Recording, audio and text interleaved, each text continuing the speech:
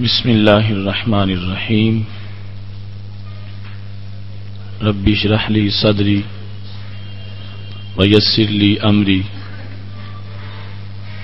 واحلل عقدۃ من لسانی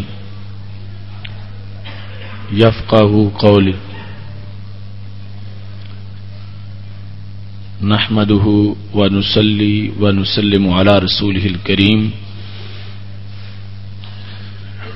اما بعد فاعوذ باللہ من الشیطان الرجیم بسم اللہ الرحمن الرحیم واعتصموا بحبل اللہ جمیعا ولا تفرقوا صدق اللہ العظیم وصدق رسولہ النبی الکریم الامین ان اللہ وملائکتہ یصلون علی النبی یا ایہا الذین آمنوا صلوا علیہ وسلموا تسلیما الصلاۃ والسلام علیک یا سیدی یا رسول اللہ وعلی آلک واصحابک یا حبیب اللہ مولاي صل وسلم دائما ابدا على حبيبك خير الخلق كلهم هو الحبيب الذي ترجى شفاعته لكل هول من الأهوال مقتحم يا أكرم الخلق مالي من ألوذ به سواك عند حلول الحادث العممی ربی صلی وسلم دائما ابدا علی حبیبک خیر الخلق کلہم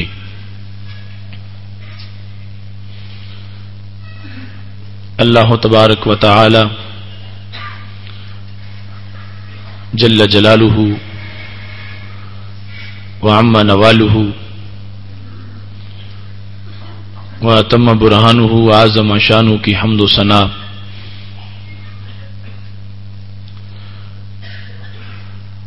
اور حضور شاف معاشر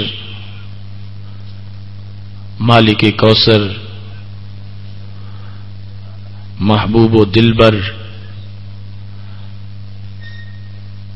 قائد الاولیاء قائد الانبیاء قائد المرسلین خاتم النبیین احمد مجتبی جناب محمد مصطفیٰ صلی اللہ علیہ وآلہ وصحابہ وبارک وسلم کے دربار گہر بار میں ہدیہ درود و سلام عرض کرنے کے بعد وارثان منبر و محراب ارباب فکر و دانش محتشم معزز حضرات و خواتین، رب ذوالجلال کے فضل اور توفیق سے ہمیں ان پرکیف لمحات میں سہانی صبح کے اندر ادارہ صراط مستقیم کے فہم دین کورس میں 19ویں سبق میں شرکت کی سعادت حاصل ہو رہی ہے۔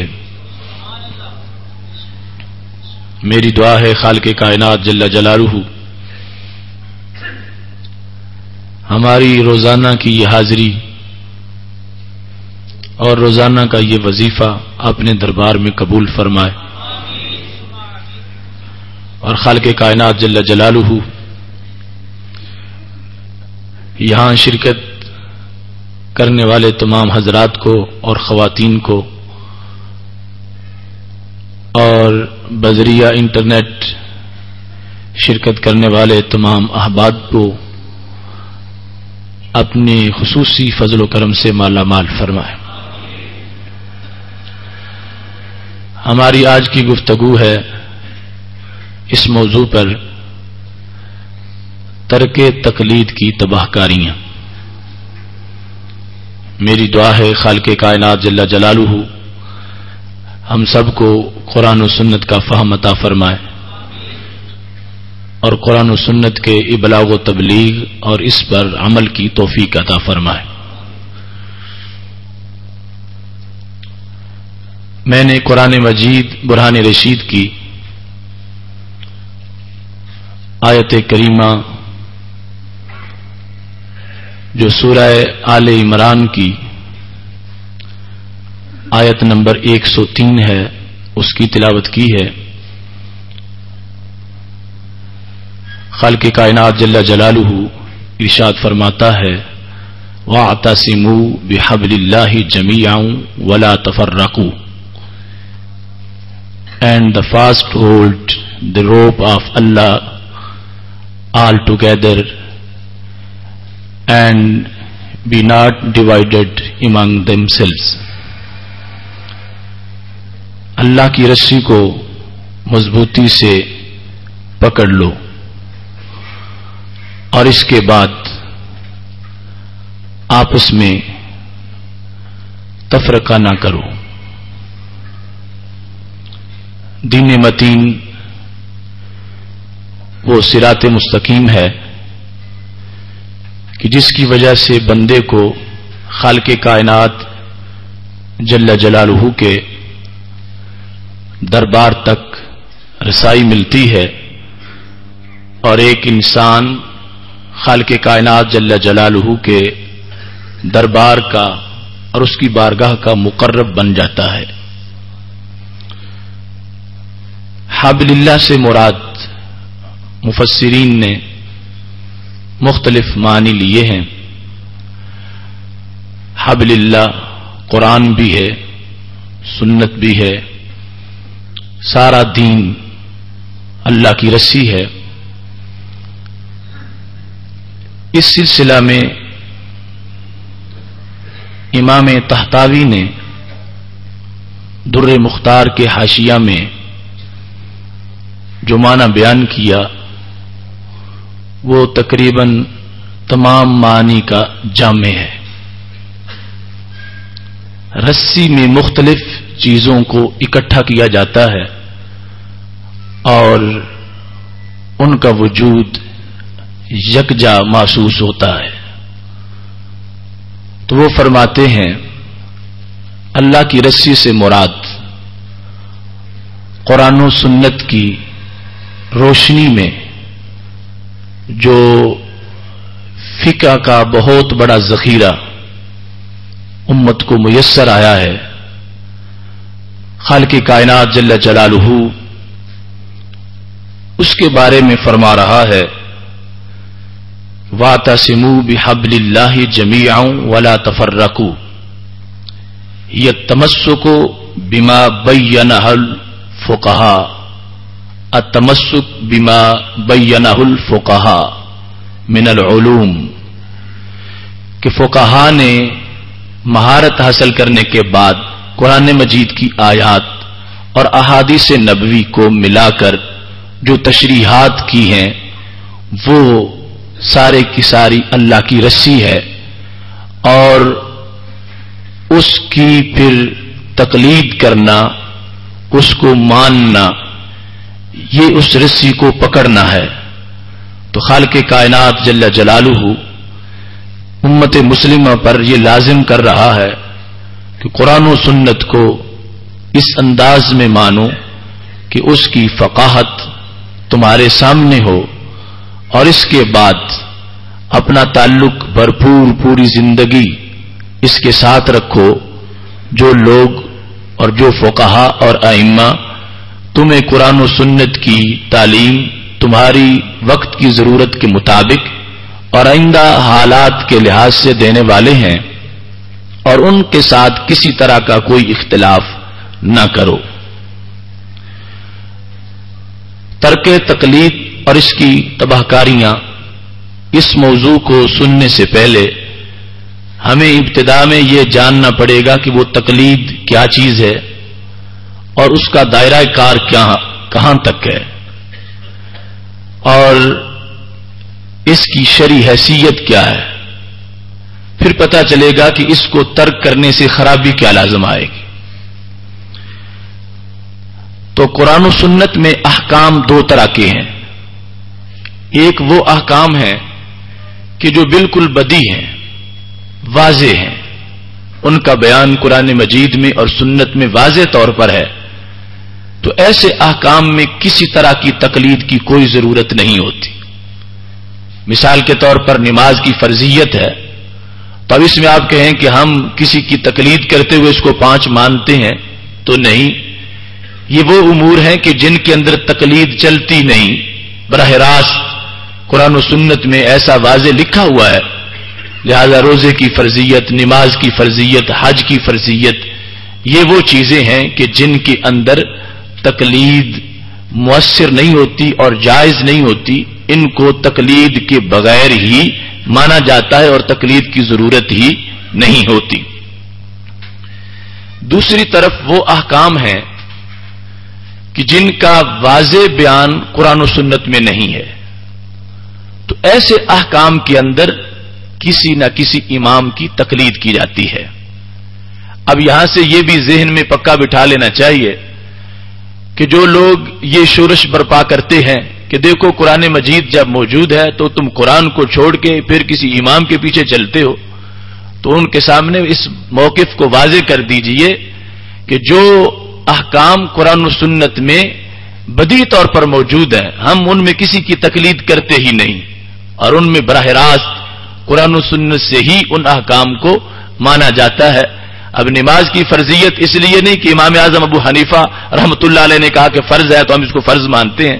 یہ چونکہ بدیع طور پر موجود ہے۔ بدیع کا مطلب یہ ہے کہ ایسا نہیں کہ کسی ایسے لفظ سے اس کی فرضیت ہم پہ کی گئی ہو جو 2 معنی میں مشترک ہے، اب پتہ نہیں اس کا معنی کون سا مراد لینا ہے کون سا نہیں لینا،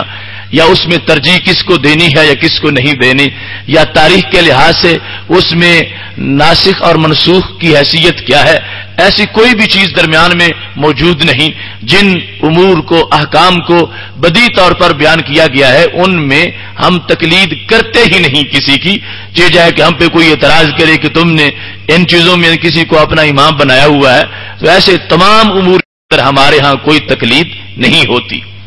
لیکن دوسری طرح کے جو احکام ہیں ان میں تقلید کے بغیر کسی کا بھی گزارا نہیں، یہ ظاہر ہے،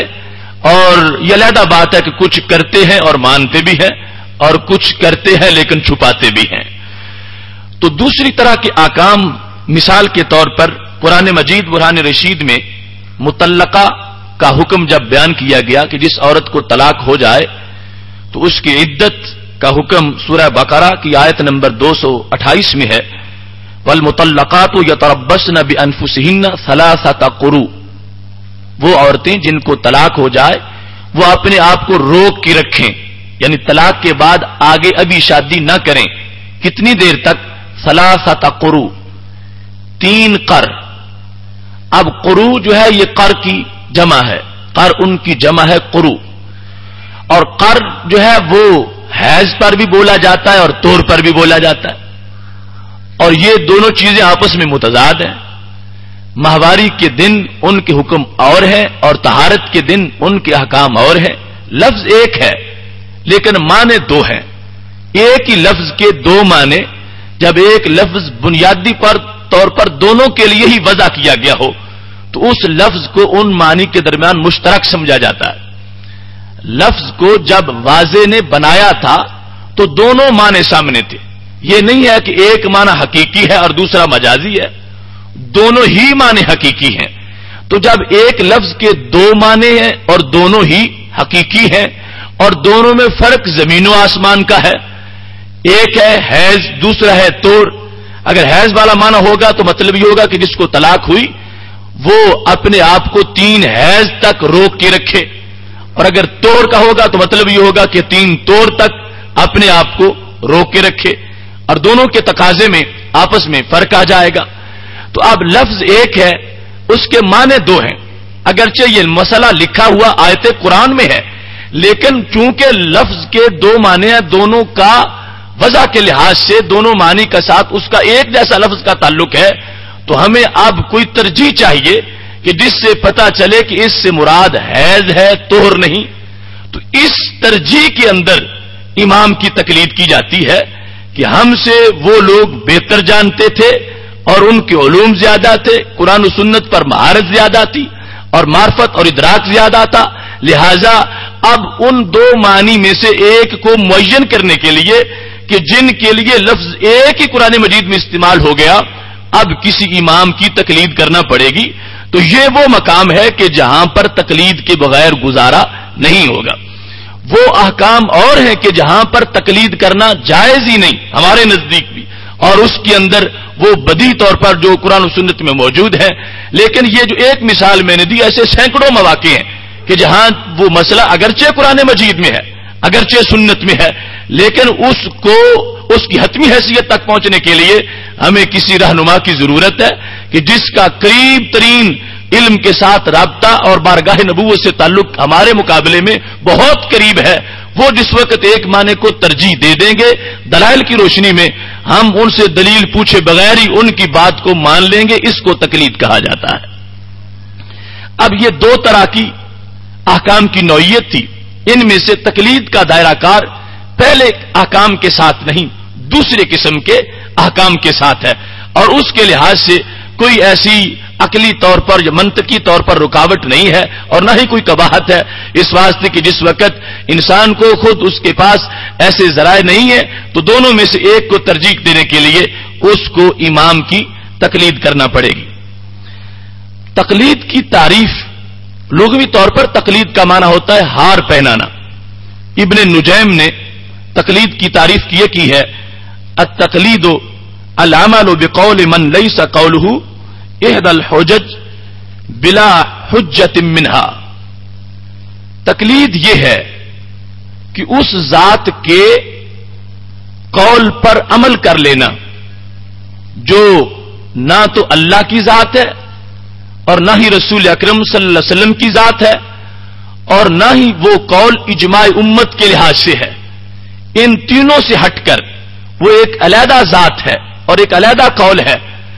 اور اس کا قول اپنے ہاں دلیل پر مبنی ہے، لیکن اس سے دلیل پوچھے بغیر اس کے قول کو تسلیم کرنا، اس کو تقلید کہا جاتا ہے. تقلید دلائل والی بات کو دلیل کے تقاضے کے بغیر ماننا، اس کو تقلید کہا جاتا ہے. اور لغوی طور پر جو اس کا معنی ہے اس کے لحاظ سے دستور العلماء میں یہ لکھا ہے کان ھذا المتتبع جعل قول الغیر وفعلہ قلادۃ فی عنقہ، کہ اس بندے نے جس کی تقلید کی اس کے قول کو یا اس کے عمل فعل کو اپنے گلے میں ہار کی طرح ڈال لیا، تو اس کو اس شخص کا اس ذات کا مقلد کہا جاتا ہے. تقلید کے اندر یہ بات جو بیان کی جا رہی ہے کہ تقلید میں دلیل کا تقاضا نہیں کیا جاتا، اس کو بھی بڑا سمجھنا ضروری ہے. اور عربی زبان میں اس کو سمجھنے میں یا تو مخالفین نے غلطی کی یا پھر جان بوجھ کے خیانت کرتے ہیں، اور یہ پراپوگنڈا کیا جاتا ہے کہ تقلید یہ ہے کہ جس قول کی کوئی دلیل ہی نہیں اسے مان لینا. حالانکہ مطلب یہ ہے کہ جس کی دلیل ہے اس کو دلیل کے تقاضا کے بغیر مان لینا. اپنی جگہ وہ قول دلائل پر مبنی ہے، اس کی سنت سے بھی دلیل ہے، اس کی قرآن مجید سے بھی دلیل ہے، لیکن یہ جس نے عمل کرنا ہے یہ اس کا کام نہیں کہ یہ پہلے دلیل یاد کرے اور پھر عمل کرے. یہ اس ذات پر اعتماد کرتے ہوئے اس سے دلیل کا مواخذہ کیے بغیر اس کے بعد دلیل قول کو مان کے آگے اس پہ عمل کرنا شروع کر دے. اس واسطے کہ عمل ایسی چیز ہے اگر اس کے لیے دلیل کو ماننا لازم قرار دے دیا جائے تو پھر یا تو کسی کی ساری زندگی عمل کے بغیر گزر جائے گی یا آدھی زندگی عمل کے بغیر گزر جائے گی، اور کتنا بڑا اس کا نقصان ہو جائے گا. ایک شخص حج کرنا چاہتا ہے، اب وہ حج کرنے پہنچا، اس نے طواف کرنا ہے، اس نے وہاں پہ سعی کرنی ہے، وقوف کرنا ہے. اب اس پر یہ طریقہ جاننا لازم ہے، لیکن اس طریقے کے دلائل جاننا لازم نہیں کہ حج مجھ پہ لازم ہے تو اس کی دلیل کیا ہے، میں نے سعی کرنی ہے تو اس کی دلیل کیا ہے، میدان عرفات میں وقوف کرنا ہے تو اس کی دلیل کیا ہے. ہو سکتا ہے دلیل یاد کرنے سے پہلے حج کے دن ہی گزر جائیں اور اس کا سارا سفر ہی رائگاں ہو جائے. ایسے زندگی کے ہر مرحلے کے لیے جو اسلام کا حکم ہے عمل کرنے والے کے لیے اس کو جان کر عمل کرنا لازم ہے، اور اگر اس پر یہ لازم کر دیا جائے کہ پہلے دلیل جانے گا تو پھر عمل ہوگا، تو جتنا لمحہ دلیل کے ڈھونڈنے میں، دلیل کے یاد کرنے میں گزر جائے گا، وہ ساری کا سارا اس کی زندگی کا وقت رائے گاہ چلا جائے گا۔ تو یہ تو ممکن ہی نہیں کہ عوام جو ہے وہ اپنے سارے دین کی دلائل سمجھ کے اس پر عمل کر رہے ہوں۔ یہ ہمارے ہاں تو چونکہ ویسے تقلید رائج ہے، لیکن جو لوگ اس کو ناجائز کہتے ہیں، اگر وہ اپنے جامع تلاشی لیں تو ان کے ہاں دو باتوں میں سے ایک بات ضرور پائی جائے گی۔ یا تو ان کے عوام جن کو انہوں نے عدم تقلید کے راستے پہ چلایا، وہ زندگی کا ایک حصہ عمل کی چھٹی پہ گزار رہے ہیں کہ جس میں ان کو سارے احکام کی دلائل ہی نہیں آتی، ان کو قرآن مجید کی احکام کی آیات کا پتہ ہی نہیں کہ کتنی ہے، اور ان کو احکام کی احادیث کی گنتی نہیں آتی، چاہے جائے کہ وہ احکام آتے ہوں، اور اس بنیاد پر عمل نہیں ہے، دلیل نہیں ہے ان کے پاس، تو ترک دلیل کی بنیاد پہ عمل نہیں ہوگا ان کے نزدیک۔ جب عمل نہیں ہے تو زندگی کا ایک حصہ یا ساری زندگی عمل سے خالی ہو جائے گی۔ اور اگر دلیل جانے بغیر عمل کیا جا رہا ہے تو پھر تقلید پر کس چیز کا اعتراض کرتے ہیں؟ مقلد نے اپنے امام کے با دلیل قول کو تقاضا دلیل کے بغیر مان لیا، اس کا اپنے ہاں جو دلیل ہے وہ طے شدہ ہے، وہ تسلیم شدہ ہے، لیکن اس عمل کرنے والے عوام کے لیے یہ لازم نہیں کہ ہر دلیل کو ڈھونڈ کے یاد کر کے پھر عمل کرے، اس سے پہلے بھی اس کے لیے عمل کرنا جائز ہے۔ تو دوسرے لفظوں میں جو غیر مقلد ہے اگر عملی طور پر کر رہا ہے تو پھر مقلد کی صورتحال پر عمل کرتے ہوئے اپنے آپ کو راہ عمل میں ڈالے ہوئے ہے، اور اگر نہیں کر رہا تو یہ بھی بہت بڑا خسارہ ہے کہ اس کی محدود سی زندگی یا نصف عمل کے بغیر ہے، یا پون زندگی عمل کے بغیر ہے، یا پوری زندگی عمل کے بغیر ہے۔ تو یہ عمل انسان کے لیے جو ہے اس کے لیے محض حکم جاننا کافی ہے، حکم کی دلیل جاننا ضروری نہیں ہے، اور دلیل جاننا یہ علماء کا کام ہے، فقہا اور مجتہدین کا کام ہے۔ اس واسطے عمومی طور پر یہ بات سامنے رکھی جاتی ہے کہ حکم کو معلوم کر لیا جائے، اور اس حکم کو اس بنیاد پر تسلیم کر لیا جائے کہ امام نے دلیل کی پوری طرح تحقیق کر لی ہے اور وہ اس کے نزدیک ثابت ہے، ہم تک یہ حکم پہنچ گیا ہے، اور ہم اس حکم پر جاننے کے بعد اس میں ناغہ نہیں کریں گے اور اس پر عمل کرتے چلے جائیں گے۔ اس مقام پر دلیل جاننا لازم نہیں۔ اب آگے دیکھیے کہ تقلید کی دو قسمیں ہیں، ایک ہے صحیح اور دوسری ہے فاسد۔ تقلید صحیح جو ہے اس طرح ہے کہ ایک شخص نے یہ کسی کو پڑھتے سنا لا الہ الا اللہ محمد الرسول اللہ، تو اس نے بھی پڑھنا شروع کر دیا۔ اب جب اس نے یہ پڑھا، اس سے پوچھا گیا کہ تم یہ کلمہ کیوں پڑھتے ہو؟ تو اس نے کہا کہ وجدت المؤمنین یقولون ھذہ الکلمہ، میں نے دیکھا وہ یہ کلمہ پڑھتے ہیں، اور جب وہ یہ کلمہ پڑھتے ہیں فیکونون المسلمین عند اللہ تعالی، اس بنیاد پر ان کو اللہ کے قریب مسلمان سمجھا جاتا ہے۔ میں نے لوگوں کو دیکھا کہ وہ یہ کلمہ پڑھتے ہیں تو ان کو اللہ کے ہاں مسلمان قرار دے دیا جاتا ہے۔ فقلتھا ایضا، میں نے بھی یہ کلمہ پڑھ لیا لأکون مسلما، تاکہ میں بھی مسلمان بن جاؤں۔ اس نے تقلید کی کہ فلاں شخص کلمہ پڑھ رہا ہے، پڑھتا اس لیے ہے کہ وہ مومن ہو جائے، تو اللہ کے نزدیک مومن شمار ہوتا ہے، تو میں نے بھی اس کو دیکھ کر میں نے بھی کلمہ پڑھ لیا، اور کیوں پڑھا؟ تاکہ میں بھی اللہ کے نزدیک مومن بن جاؤں۔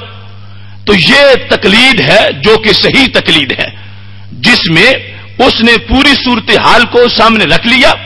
اور جو اس کے عمل کی غرض تھی اس کو سامنے رکھ کر خود بھی وہ کام کرنا شروع کر دیا۔ اب اس کو یہ نہیں کہا جائے گا کہ اس نے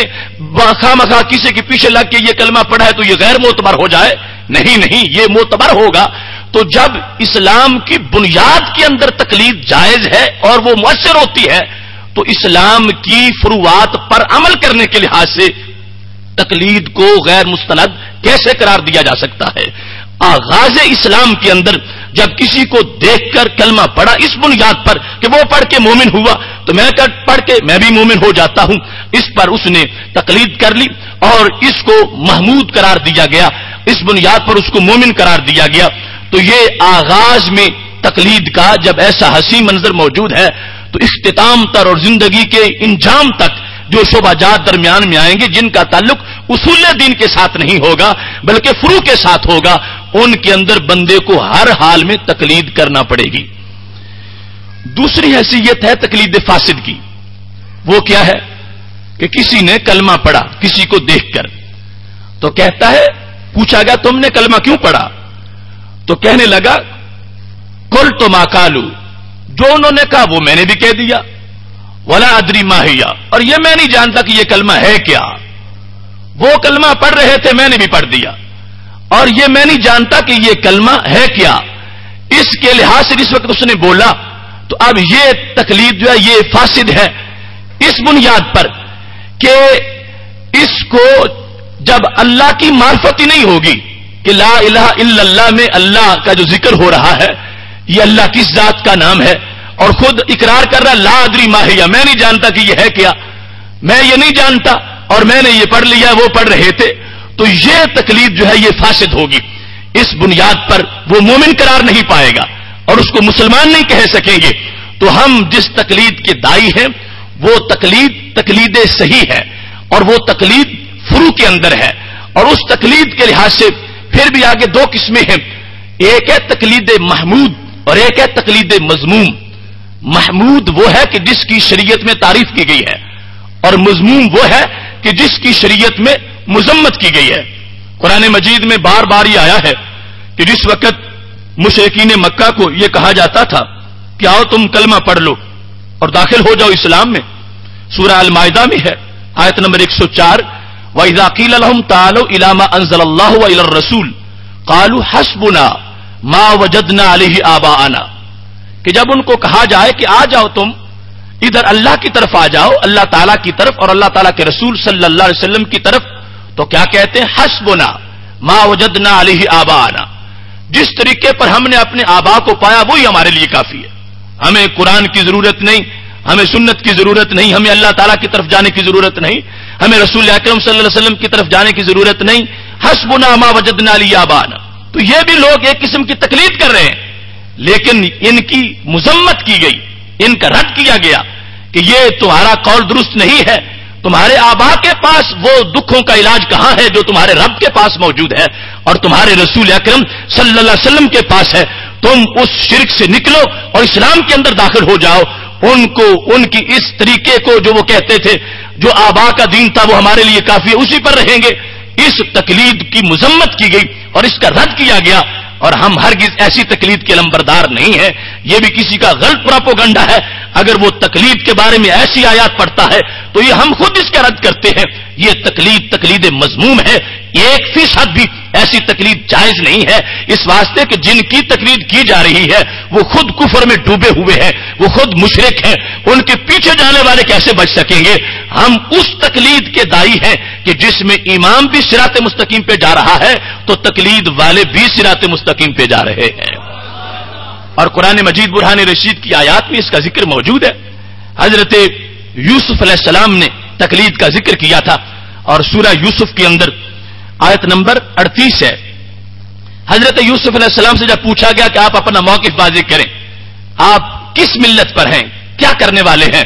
فرمایا واتبعت ملت آبائی ابراہیم واسحاق ویعقوب،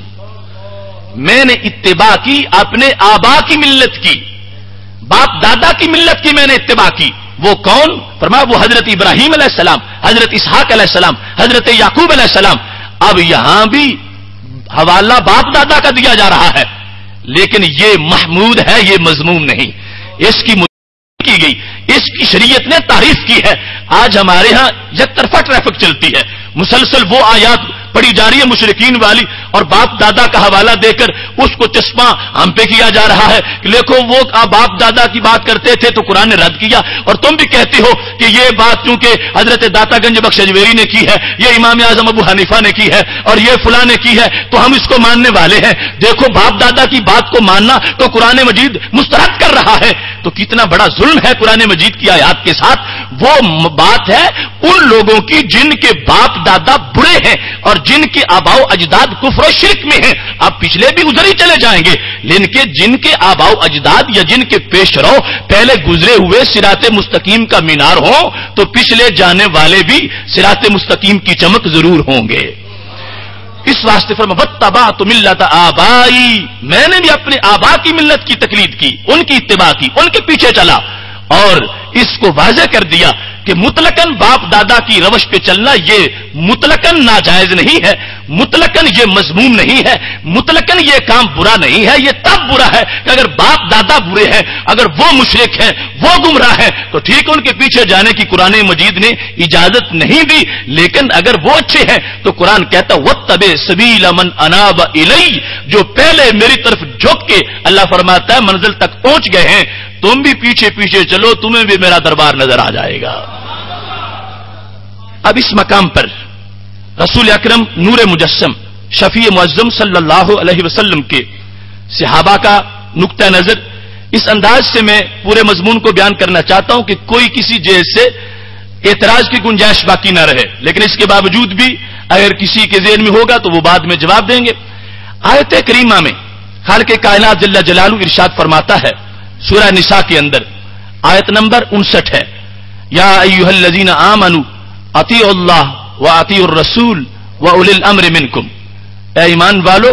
اطاعت کرو اللہ کی اور اطاعت کرو رسول اکرم صلی اللہ علیہ وسلم کی اور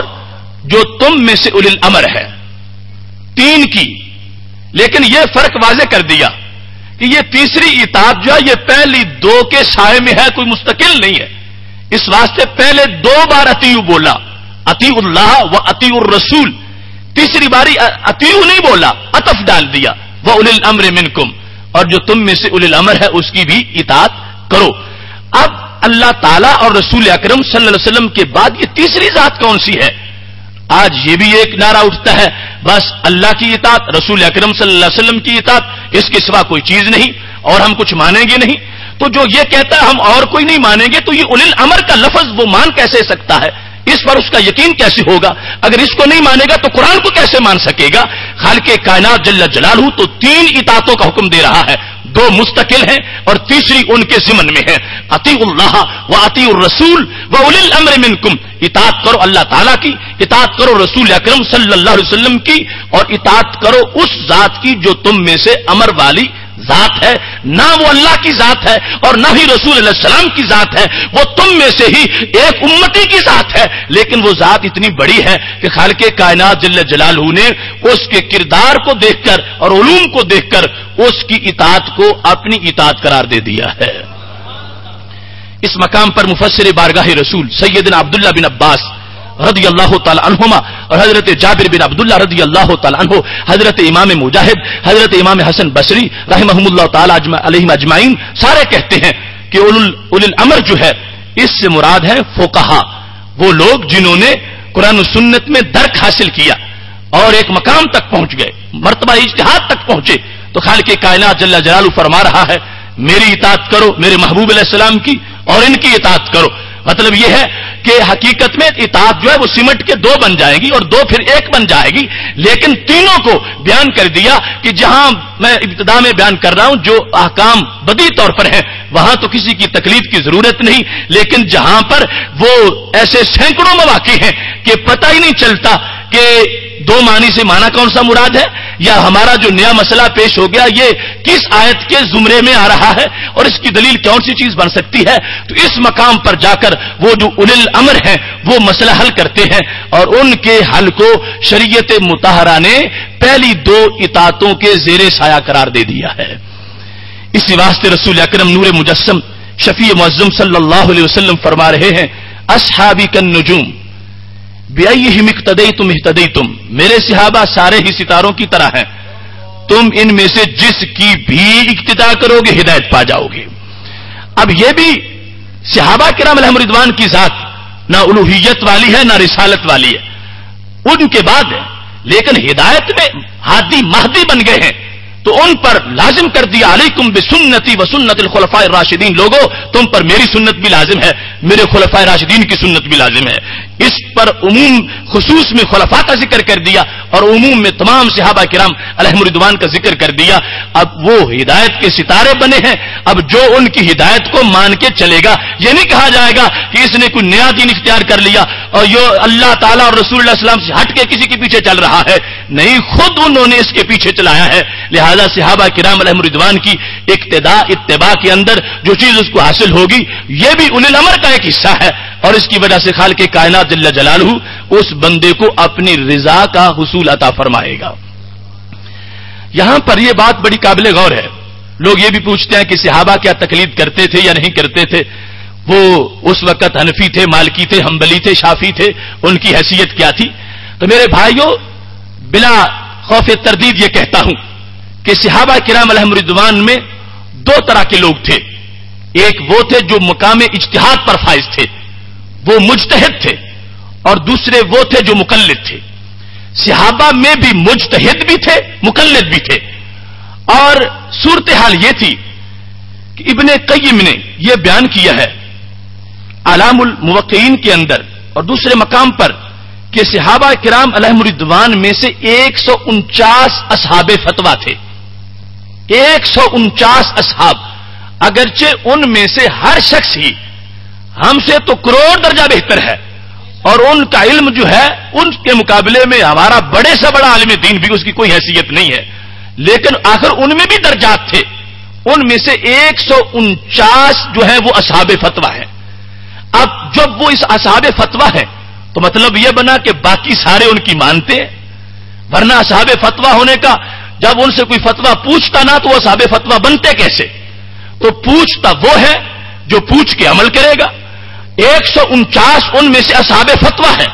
اور باقی ہزاروں سارے ان کے مقلدین ہیں. اور اس پر دلیل یہ ہے کہ آج وہ فتاوی ہمارے سامنے موجود ہے. مصنف ابن ابی شیبہ ہے, مصنف عبد الرزاق ہے, تہذیب الاثار ہے, سیر اعلام النبلاء میں بعض آثار ہیں. بہت سی کتابوں کے اندر وہ صحابہ کے فتوے ہیں, اور انداز وہ ہے جو ہمارے ائمہ فقہا کا انداز ہے. کیا کہ ان سے جب مسئلہ پوچھا گیا تو انہوں نے حکم بیان کیا, اس کی دلیل بیان نہیں کی.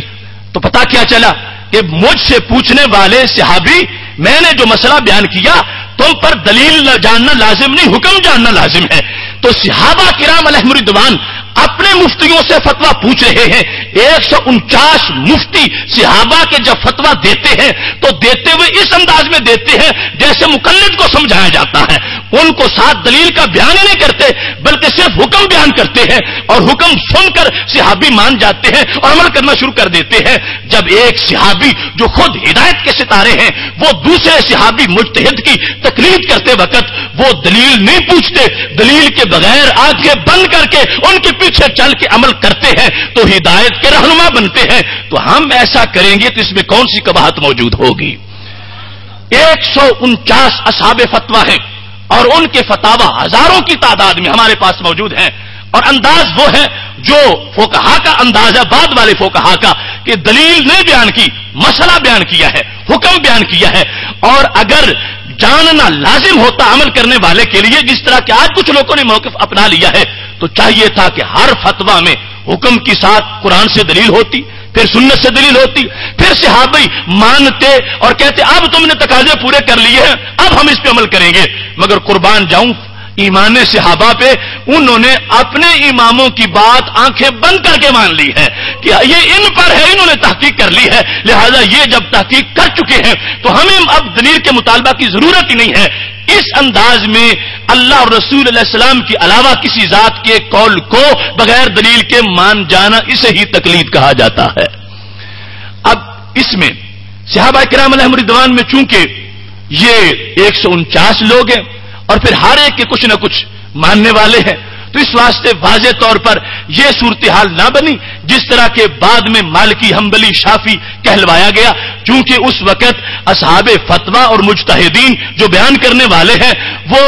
ایک ایک شہر کے ایک ایک مفتی کو ماننے والے ہیں. کوفہ والے اپنے مفتی کو، مدینہ شریف والے اپنے مفتی کو، مکہ شریف والے اپنے مفتی کو، یہاں تک کہ جب دوسرے صحابی کا ان کے سامنے قول پیش کیا گیا تو وہ کہنے لگے انادا قول زید اناخذ قولک ونادا قول زید، ابن عباس تمہاری بات مانے اور زید کی بات چھوڑ دیں؟ نہیں، ہم ان کی مانتے ہیں پہلے بھی تو بعد میں بھی ان کی ہی مانیں گے۔ تو یہ تقلید شخصی کا بھی ایک دستور تھا صحابہ کرام علیہم رضوان کے اندر، اور باقاعدہ خلفائے راشدین نے اس کی وضاحت کی تھی، اس واسطے کہ حضرت عمر رضی اللہ تعالی عنہ ایک مقام پہ تقریر فرما رہے تھے تو آپ نے اس تقریر کے اندر اس بات کو واضح طور پر بیان فرما دیا۔ یہ تقسیم ہو رہی تھی شعبہ جات کی کہ کس طرح فتویٰ لیا جائے گا اور کس طرح آگے اس کے اوپر عمل کیا جائے گا۔ تو حضرت عمر فاروق رضی اللہ تعالی عنہ اس سلسلہ میں بیان کر رہے تھے کہ جس شخص نے قرات کا مسئلہ پوچھنا ہو وہ حضرت ابی بن کعب کے پاس جائے، اور جس نے وراثت کی بات پوچھنی ہو وہ حضرت زید بن ثابت کے پاس جائے، اور جس نے فقہ کا معاملہ پوچھنا وہ حضرت معاذ بن جبل رضی اللہ تعالی عنہ کے پاس جائے۔ تو اب یہ بات بھی سامنے آئی کہ یہ نعرہ محض جذباتی ہے کہ ہمیں کسی اور کے فتوے کی ضرورت نہیں، سب کچھ قرآن مجید میں ہے۔ جب سب کچھ واضح طور پر ہر چیز جزی جزی لکھی ہوئی ہوتی تو پھر قرآن ہوتا کروڑوں پاروں کا، پھر سب کچھ اس انداز میں تفصیل میں آ جاتا۔ اب ہے سب کچھ مگر ہر سوچ اس سب کچھ تک پہنچ نہیں سکتی، کوئی سوچ پہنچتی ہے اس مقام پر، ہر سینہ نشیمن نہیں جبریل امی کا، ہر فکر نہیں طائر فردوس کی صیاد، وہ فکر خدا داد سے روشن ہے زمانہ، آزادی افکار ہے ابلیس کی ایجاد، اس مقام تک پہنچنا یہ خاص لوگوں کا معاملہ ہے۔ اب جب حضرت عمر رضی اللہ تعالیٰ عنہ یہ تقسیم کر رہے تھے اور وہ بھی پہلے محبوب علیہ السلام کی حدیث کی روشنی میں، تو یہ سوال پیدا ہو سکتا تھا کہ عمر تمہیں کیا ضرورت ہے اب ان شعبہ کی تقسیم کرنے کے لیے؟ سب کچھ تو قرآن میں ہے، سنت میں، وہ پڑھنے کی دعوت دو،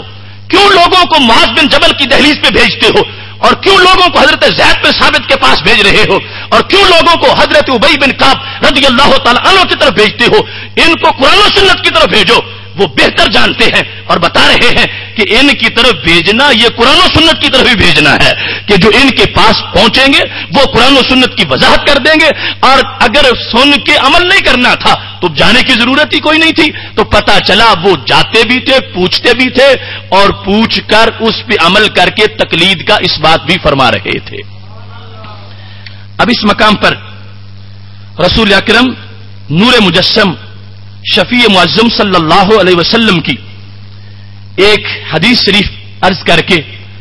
اس مفہوم کو واضح کرنا چاہتا ہوں۔ اب پہلی گفتگو سے یہ بات اب تک واضح ہو گئی کہ ہمیں تقلید کرنا پڑے گی، اور دلیل جاننا یہ عوام کی ذمہ کی بات نہیں، حکم جاننا ان کے لیے کافی ہے۔ اگر دلیل کو لازم کر دیا گیا تو یا تو عمر برباد ہو جائے گی یا منافقت آ جائے گی کہ زبان سے کچھ کہا جا رہا ہے اور عمل بغیر دلیل جانے کے کیا جا رہا، اور یہ طے شدہ حقیقت ہے۔ آج کے زمانہ کا ایک دکاندار ریڑھی لگانے والا وہ جب یہ دعویٰ کرتا ہے کہ میں غیر مقلد ہوں تو پھر عمل تب کرے جب اس کو ساری دلیلیں آتی ہوں۔ جس کو اسلام کی ابتدائی معلومات کا پتہ نہیں اس کو ہر حکم کی دلیل کہاں سے آئے گی، تو پھر اپنے موقف کے خلاف زندگی بسر کر رہا ہے۔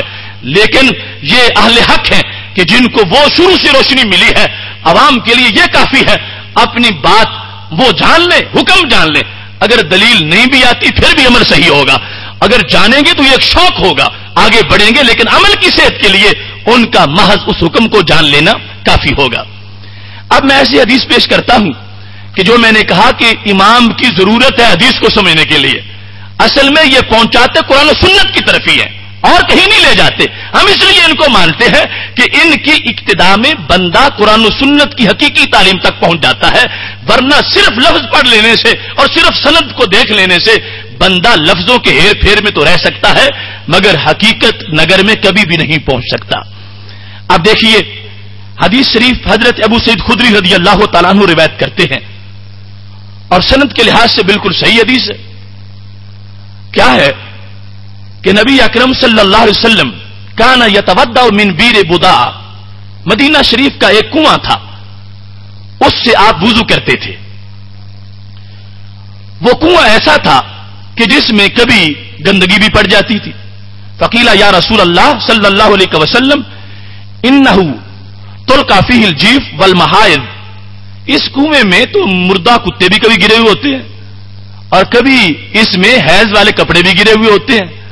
تو آپ اس سے وضو کر لیتے ہیں۔ تو محبوب علیہ الصلوۃ والسلام نے جواب دیا ان الماء لا ينجس، پانی پلید نہیں ہوتا۔ یہ لفظ ہے رسول اکرم صلی اللہ علیہ وسلم کی۔ اب یہ حدیث شریف اس کی محض جو سند پڑھ لے گا کہ راوی صحیح ہے تو کیا وہ حق تک پہنچ جائے گا؟ کبھی بھی نہیں پہنچے گا۔ اس واسطے کہ لفظ کیا ہے؟ ان الماء لا ينجس، کہ پانی پلید ہوتے ہی نہیں۔ تو کیا کسی ذی عقل انسان کی عقل یہ تسلیم کرتی ہے کہ پانی وہ چیز ہو جو پلید ہو ہی نہ سکے؟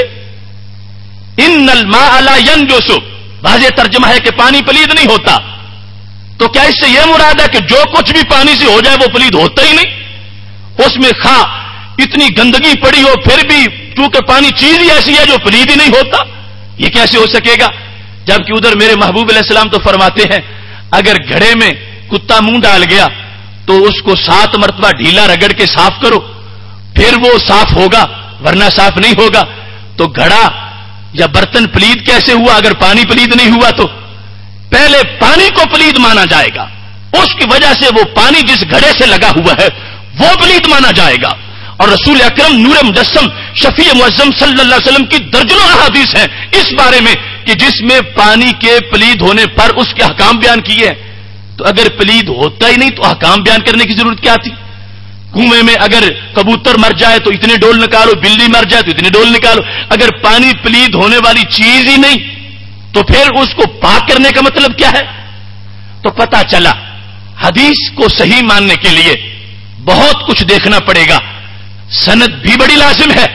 لیکن سند کے ساتھ اس کی عملی صحت کو بھی دیکھنا پڑے گا کہ دیگر احادیث سامنے رکھیں گے تو پھر پتہ چلے گا کہ الماء سے ہر پانی کی بات نہیں کی جا رہی، ایک خاص پانی کی بات کی جا رہی ہے۔ اس مقام پر امام کی ضرورت ہے کہ جو پوری مہارت رکھتا ہے ذخیرہ حدیث پر،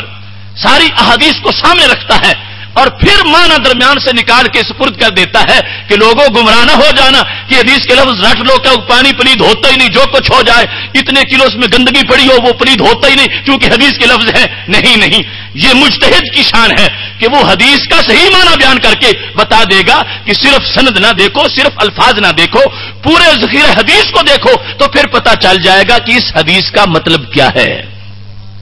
اب کیا مطلب ہے؟ بیر بدا ایک کنواں ہے جو چشمہ نما ہے، پیچھے سے پانی آتا ہے آگے باغ کو جاتا ہے، اس کی حیثیت انہار کے پانی کی سی ہے۔ اس میں کبھی کپڑا حیض کا گرا یا کوئی ایسی چیز گری وہ نکال لی گئی، اس کے بعد پانی بہتا رہا، نیا پانی آ گیا۔ اب جس وقت نیا پانی آیا تو اس صورتحال میں صحابہ کو یہ تشویش ہوئی کہ پہلے یہاں ہی تو پلید پانی تھا، اس کنویں کے اندر دیواروں کے ساتھ پلید پانی لگا ہوا تھا، اب اس کے بعد پاک پانی پیچھے سے آ گیا ہے، تو وہ جو پلید پانی اکثر تو نکل گیا لیکن کچھ اینٹوں کے ساتھ بھی لگا ہوا تھا، تو اس جو تھوڑا تھوڑا ساتھ لگا ہوا تھا اس کی وجہ سے نیا آنے والا بھی پلید ہو جائے گا۔ تو میرے محبوب علیہ الصلوۃ والسلام نے فرمایا یہ شریعت مطہرہ میں گنجائش موجود ہے، چونکہ یہ مائع قلیل نہیں ہے، مائع کثیر ہے، پیچھے سے مسلسل پانی آ رہا ہے، تو جو اینٹوں وغیرہ سے کچھ پہلا پانی لگا ہوا تھا وہ اس نئے آنے والے سے وہ بھی بہہ جائے گا، اس کے بارے میں کوئی تشویش نہ رکھو، اس واسطے کہ پانی جب بہہ جائے اور پلیدی نکال لی جائے اور اس کا اثر ختم ہو جائے تو پانی پلید نہیں رہتا، پاک ہو جاتا ہے۔ اب کہاں یہ مطلب کہ سمجھا جائے کہ کتا بھی اندر ہی پڑا ہوا ہو اور کہا جائے کہ پانی پاک ہے، پانی سے بدبو آ رہی ہو تو حدیث پڑھی جائے ان الماء لا ينجس، کہ پانی پلید نہیں ہوتا اگرچہ بدبو آ رہی ہو۔ ہرگز محبوب علیہ الصلوۃ والسلام کا یہ مطلب نہیں تھا، یہ پس منظر تھا جس میں مخصوص پانی کے بارے میں پوچھا جا رہا تھا، وہ پانی نہیں کہ جس میں کتا مرا ہوا ڈوبا ہوا ہو اور پھر بھی سرکار فرما رہے ہو کہ میں اس سے وضو کرتا ہوں یہ پلید نہیں ہوتا۔ اس کا تصور کرنا بھی کتنی بڑی غلطی ہے. مطلب یہ تھا پانی پلید نکل گیا, پیچھے سے پاک آ گیا, پلیدی بھی دور کر دی گئی, اور پانی جو اب موجود ہے اس میں نہ تو پلیدی تھی اس کا رنگ ہے, نہ پانی کے ذائقے پر اس پلید چیز کی کوئی چیز تاثیر کر رہی ہے, اور نہ ہی اس سے بدبو آ رہی ہے. اگرچہ کچھ پانی بعد والا پہلے پانی کے ساتھ ملاقات ضرور کرے گا, لیکن محبوب علیہ السلام فرماتے ہیں یہ شریعت میں گنجائش ہے ایسی صورتحال کے اندر جب پانی کثیر ہو, تھوڑے کا وہی مسئلہ ہے, پھر بھی کثیر پانی کی شکل میں فرمایا ان الماء لا ينجس, اب اس کو پاک سمجھو, اس پر کسی طرح کا کوئی اعتراض نہ کرو. اب اگر اس کو پہلے مفہوم میں رکھا جائے تو پھر رسول اکرم نور مجسم شفیع معظم صلی اللہ علیہ وسلم فرماتے ہیں لا یبولن احدکم فی الماء الدائم, تم میں سے کوئی شخص بھی کھڑے ہوئے پانی میں پیشاب نہ کرے, اس واسطے کہ وہ پانی پلید ہو جائے گا, تمہارا غسل ناجائز ہو جائے گا. تو اگر ان الماء لا ينجس کا مطلب مطلقاً یہ ہے کہ پانی پلید ہوتا ہی نہیں, تو پانی میں پیشاب کرنے سے منع کیوں کیا, اور پیشاب والے پانی کو پلید کیوں قرار دیا؟ اور دوسری طرف رسول اکرم نور مجسم شفیع معظم صلی اللہ علیہ وسلم کی ایک حدیث ہے, اس سے مطلب بالکل سامنے آ جائے گا. کیا فرمایا ان الارض لا تنجس, زمین پلید نہیں ہوتی. تو اب اس کا کیا مطلب ہے کہ جتنا ڈھیر بھی گندگی کا پڑا اس پر نماز پڑھو پلید نہیں ہوتی؟ نہیں, مطلب یہ ہے کہ لا تبقى نجسن, پلید باقی نہیں رہتی, کہ ایک مرتبہ پلید ہو گئی تو سمجھو قیامت تک پلید ہی رہے گی. فرمایا نہیں, اگر وہاں سورج کی روشنی پڑ گئی, بدبو دور ہو گئی اور پلیدی کی کوئی نشانی وہاں پہ موجود نہیں رہی, تو اب وہ زمین پاک ہو گئی ہے. زمین پلید نہیں ہوتی, مطلب یہ ہے کہ جب وہاں سے نجاست زائل ہو جائے تو پھر بعد میں بھی پلید نہیں رہتی, پھر پاک ہو جاتی ہے. جیسے ایک شخص نے مسجد میں پیشاب کر دیا تو رسول اکرم صلی اللہ علیہ وسلم نے فرمایا اس پر بالٹی پانی کی بہاؤ. اب اگر پلید نہیں ہوتی تھی تو وہ پانی کیوں اس پہ انڈیلا اور اس کو صاف کیوں کروایا؟ تو مطلب یہ تھا کہ پلید ہو تو جاتی ہے, مگر یوں نہ سمجھنا کہ اب قیامت تک پلید ہی رہے گی. جب نجاست اٹھا لی جائے, زمین کو کھرچ دیا جائے, یا وہاں سے بدبو تک ختم ہو جائے, تو اب اس کے بارے میں وام نہ کرو کہ یہ پلید ہے. زمین ایسی چیز نہیں کہ جو پلید ہی باقی رہے, بلکہ پاک ہو جاتی ہے. تو جیسے یہ معاملہ تھا, ایسے ہی میرے محبوب علیہ الصلوۃ والسلام فرما رہے تھے ان الماء لا ينجس, کہ پانی پلید ہو جائے تو اس کے بعد یہ نہ سمجھو کہ اب وہاں جتنا بھی آئے گا وہ پلید ہی ہوگا, اگلا نکل جائے گا تو پچھلا پلید نہیں ہوگا, اور کثیر کی شکل میں اس کے اندر طہارت موجود ہوگی, اور اس میں وضو کرنے کا کسی طرح کی کوئی قباحت موجود نہیں ہے, بشرطے کہ جو پانی لیا جا رہا ہے اس میں بھی گندگی نہیں, بدبو بھی نہیں غالب, اور اس کے علاوہ ذائقے پر بھی گندگی کی تاثیر نہیں, اور رنگ کے لحاظ سے بھی تاثیر نہیں. تو اب اس کو پاک سمجھا جائے گا اور اس کے ساتھ وضو کر لیا جائے گا. اب آپ کو اس حدیث سے اندازہ ہوا ہوگا, یہ حدیث جو ساری میں پڑھ رہا ہوں سند کے لحاظ سے صحیح ہے. اگر صرف لفظوں کے اوپر ڈٹ جائے بندہ ان الماء لا ينجس, تو کہاں تک تباہ ہو جائے گا, کتنی بڑی تباہی اس کے مقدر میں آ جائے گی کہ وہ ہر پلید چیز کو پاک سمجھنا شروع کر دے گا. یہاں سند کو دیکھنا محض کام نہیں دے گا, یہاں عملی صحت کو مانا جائے گا, جس کے بارے میں امام اعظم ابو حنیفہ نے کہا تھا اذا صح الحدیث فہو مذہبی, جب حدیث صحیح ثابت ہو جائے تو وہی میرا مذہب ہوتا ہے. مطلب کیا, سند کے لحاظ سے بھی صحیح ثابت ہو جائے اور اس کے لحاظ سے عملی طور پر بھی صحیح ثابت ہو جائے تو اب وہ حدیث ہی مانی جائے گی, اس کے مقابلے میں کسی چیز کو نہیں مانا جائے گا. یہاں تک کہ ضعیف حدیث کو بھی امام صاحب نے اپنے قیاس پر مقدم کر دیا. ابن قیم نے اعلام الموقعین کے اندر پورا ایک باب لکھا ہے کہ جس کے اندر وہ سارے مسائل ہیں کہ جہاں امام صاحب ضعیف حدیث کو بھی قیاس پر ترجیح دیتے ہیں اور اپنے قیاس کو روک کر ضعیف حدیث پر عمل کرتے ہیں. اب اس مقام پر رسول اکرم نور مجسم شفیع معظم صلی اللہ علیہ وسلم کے فرامین اور اس کی امثلہ بہت زیادہ ہیں. بطور مثال میں نے ایک حدیث یہ پڑھی آپ کے سامنے کہ جس مقام پر حدیث کو حدیث مانتے ہوئے بھی ہمیں ضرورت ہے اس بات کی کہ اس کی حقیقت کو کس کے کہنے پہ مان لیا جائے, کہ وہ تقابل کون کر دے گا,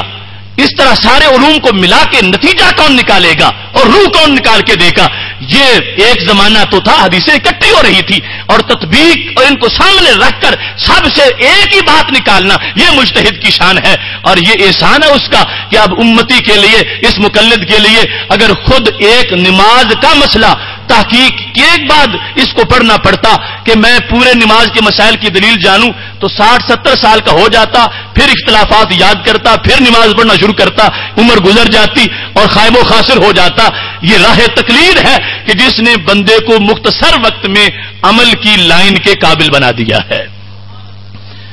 رسول اکرم نور مجسم شفیع معظم صلی اللہ علیہ وسلم کے فرامین میں اور آیات میں ہمیں ترک تقلید کے لحاظ سے جو خرابیاں ہیں اس پر بھی بڑا مواد ملتا ہے۔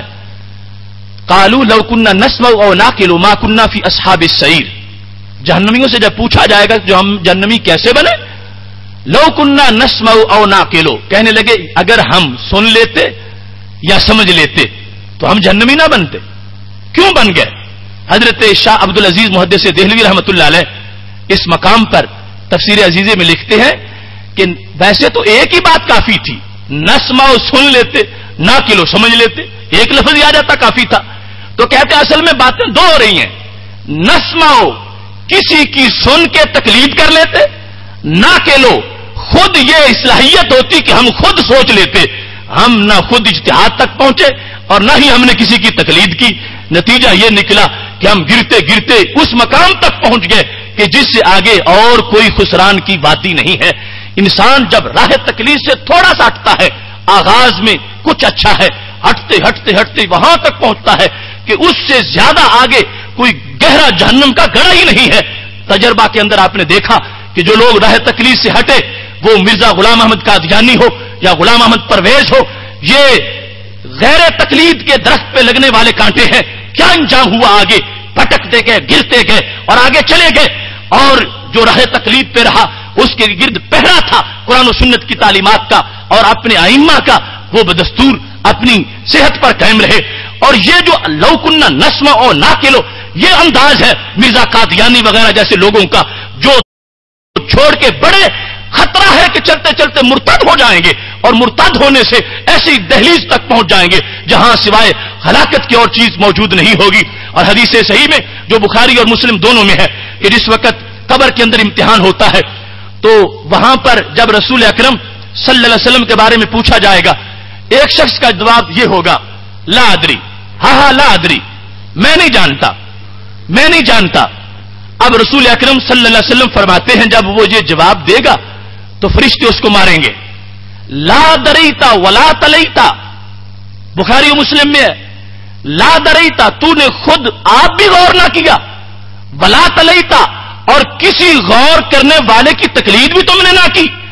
دونوں میں سے ایک کام تو کر لیتے، یا خود مقام اجتہاد تک پہنچ جاتے یا پھر کسی مجتہد کی تقلید کر لیتے، اور تم نے دونوں کام چھوڑ دیے۔ فَيُضْرَبُ بِمَطَارِقٍ مِّنْ حَدِيدٍ، لوہے کے ہتھوڑوں کے ساتھ اس کو مارا جائے گا کہ یہ جس وادی پر تم پہنچے ہو اس کا آغاز اس وقت ہو گیا تھا جب دو کاموں میں سے ایک کام بھی تم میں موجود نہیں تھا، اور تم زندگی اس طرح گزارتے رہے، چلتے چلتے بھٹکتے بھٹکتے، پہلے فقہا پر عدم اعتماد کیا، پھر محدثین پر بھی کر دیا، پھر اہل قرآن بنا، پھر قرآن پر بھی عدم اعتماد کر دیا، پھر وہ دہریہ بن گیا۔ یہ ایک مسلسل گمراہی کی چین ہے جو عدم تقلید سے شروع ہوتی ہے اور جہنم کے گڑھے میں جا کر ختم ہوتی ہے۔ اللہ کا فضل ہے کہ خالق کائنات جل جلالہ نے ہمیں ایسی ہلاکتوں سے بچا کے رکھا ہوا ہے، ایسا پہرا ہے درمیان میں ایمان اور تقوی کا اور ان ائمہ کی تقلید کا کہ جو ایک انچ بھی آگے پیچھے قرآن و سنت سے نہیں جانے دیتے اور قرآن و سنت کی تعلیمات کے حصار میں بندے کو پوری زندگی کا راہی بنا دیتے ہیں۔ محتشم سامعین حضرات، اس سلسلہ میں یہ بات بھی بڑی قابل غور ہے، ہمارے ہاں جو ترک تقلید کا ایک رواج چلا تو تجربہ کی بات ہے جب یہ چلا تھا اس وقت اتنا خطرناک نہیں تھا، خود یہ لوگ ماضی میں آغاز کے اندر اتنا ادب کرتے تھے ائمہ کا اور اس قدر اتنی محبت تھی، چلتے چلتے آج وہی لوگ ایسی ایسی باتیں بولتے ہیں۔ یہ وہ ایک فطری پروگرس ہے عدم تقلید کے اندر ہلاکت کی کہ وہ ان کے اپنے آبا جو کچھ کہتے تھے آج بھی ان کا کہا ہوا چھوڑ گئے۔ جہاں سے عدم تقلید کی روش نکلی تھی اس وقت کا ایک واقعہ یہ مولانا داؤد غزنوی کی سمان عمری میں صفحہ نمبر 384 پہ لکھا ہے کہ مولانا عبد الجبار غزنوی، ان کا امرتسر میں مدرسہ تھا، مدرسہ غزنویہ، تو وہاں ان کے مدرسہ میں ایک مولانا پڑھتے تھے جو امرتسر کی تیلیاں والی مسجد کے خطیب تھے، ان کا نام عبد العلی تھا۔ مولانا عبد الجبار غزنوی صاحب کی کلاس میں ان کے اس شاگرد عبد العلی نے یہ کہہ دیا کہ ابو حنیفہ سے تو میں اچھا ہوں. یہ لفظ تھے اس کے، چونکہ یہ بڑے کا نام بھی یوں ہی لیتے ہیں جیسے چھوٹا بھائی ہوتا ہے. ابو حنیفہ سے تو میں اچھا ہوں. کیوں؟ کہ انہیں صرف 17 حدیثیں آتی تھیں اور مجھے تو ان سے کہیں زیادہ یاد ہیں، لہذا ان سے میں اچھا ہوں. اب آج یہ تو ہر چھوٹے موٹے کا وظیفہ بنا ہوا ہے یہ بات، لیکن جب یہ شروع ہوا تھا گمراہی کا سلسلہ تو اس وقت تک ابھی ہدایت کے آثار کافی باقی تھے. عبد الجبار غزنوی کے چہرے کا رنگ سرخ ہو گیا اور اس نے اپنے شاگرد کو ڈانٹ کر مدرسہ سے نکال دیا. تم کون ہوتے ہو کہ امام ابو حنیفہ سے برابری کرتے ہو اور کہتے ہو ان کو صرف 7 حدیثیں یاد ہیں اور تمہیں اتنی زیادہ آتی ہیں، میں تمہیں نہیں پڑھاؤں گا، اتنے گستاخ ہو تم. نکال دیا اپنے درس سے. لوگوں نے کہا کہ مولانا اتنا بڑا بھی جرم کیا تھا کہ وہ تعلیم سے محروم ہو گیا، چاہیے تھا کچھ تھوڑی بہت اس کو زجر توبیخ کے بعد قبول کر لیتے. تو مولانا عبد الجبار غزنوی کہنے لگے مجھے خطرہ ہے کہ یہ شخص مرتد ہو جائے گا. اب گواہ موجود ہیں، ایک ہفتہ نہیں گزرا تھا کہ مدرسہ غزنویہ کا وہ مولوی، وہ عبد العلی نامی جو مسجد تیلیاں والا خطیب تھا، ایک ہفتہ کے بعد قادیانی بن گیا. جب وہ قادیانی بنا تو لوگوں نے آ کے مولانا عبد الجبار غزنوی غیر مقلد جو خود تھے لیکن آغاز تھا، ابھی ادب احترام اتنا باقی تھا کہ ان کی غیرت سے برداشت نہیں ہو سکا کہ زمانے کا امام ہو اور ایک چھوٹی سی مسجد کا امام ان کو چیلنج کرتا پھرے. نکالا، پوچھا ان سے لوگوں نے کہ آپ کو یہ کیسے پتا چل گیا تھا؟ غیب تو خدا جانتا ہے کہ یہ بندہ مرتد ہو جائے گا، آپ کو کیسے پتا چل گیا؟ تو کہنے لگے میں غیب تو نہیں جانتا، لیکن ایک حدیث شریف سے مجھے یہ پتا چل گیا تھا کہ جس شخص نے امام اعظم ابو حنیفہ پہ تنقید کی یہ دائرہ اسلام میں نہیں رہ سکے گا. کیوں؟ کہتے میں نے یہ حدیث پڑھی ہوئی ہے کہ خالق کائنات کا فرمان ہے، حدیث قدسی ہے، من عادى لي وليا فقد آذنته بالحرب، کہ جو میرے ولی سے عداوت رکھتا ہے میں اس کو جنگ کا چیلنج کر رہا ہوں. تو عبد الجبار غزنوی کے یہ لفظ تھے کہ امام ابو حنیفہ بالیقین اللہ کے ولی ہیں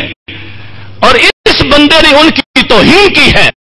اور توہین کے بعد مجھے خطرہ تھا کہ کہیں اس کی پاداش میں ہم بھی نہ مارے جائیں. میں نے اس واسطے اس کو اپنے مدرسہ سے نکال دیا ہے اور لوگوں تم نے دیکھ لیا کہ وہ بات سچی ہو گئی. جس نے امام صاحب پہ تنقید کرنا شروع کی تھی آہستہ آہستہ، یہ نہیں کہ اس نے صرف فقہ پہ تنقید کی ہو، اس نے سنت پہ بھی کر دی، اس نے قرآن پہ بھی کر دی، اور اس نے امام الانبیاء علیہ السلام پہ بھی کر دی، اور یہ نتیجہ نکلا کہ مرتد ہو گیا. یہ ایک چین ہے گمراہی کی جو اس وقت سے ہمیں واضح کر رہی ہے، اور خطرناک جو تباہ کاریاں ہیں ترک تقلید کی یہ سامنے آ رہی ہے. اس واسطے انسان جتنا وہ محدود ہوتا ہے اور اپنے گرد شریعت کے پہرے کو پکا کر لیتا ہے اتنی اس کے لیے رہنمائی زیادہ ہوتی ہے اور گمراہی سے بچتا جاتا ہے. جب تھوڑا سا وہ پردہ اٹھاتا ہے کہ کوئی نہیں امام بھی تو بندے ہی تھے، ان کے مقابلے میں آتا ہے، پھر محدثین کے مقابلے میں آ جاتا ہے، پھر خود رسول اللہ علیہ السلام کے مقابلے میں آ جاتا ہے، اور یہ اس کی گمراہی کی آخری حد ہوتی ہے. یہ ہے ترک تقلید کی تباہ کاریاں. میری دعا ہے خالق کائنات جل جلالہ تمام لوگوں کو ان تباہ کاریوں سے محفوظ فرمائے. وآخر دعوانا ان الحمد للہ رب العالمین.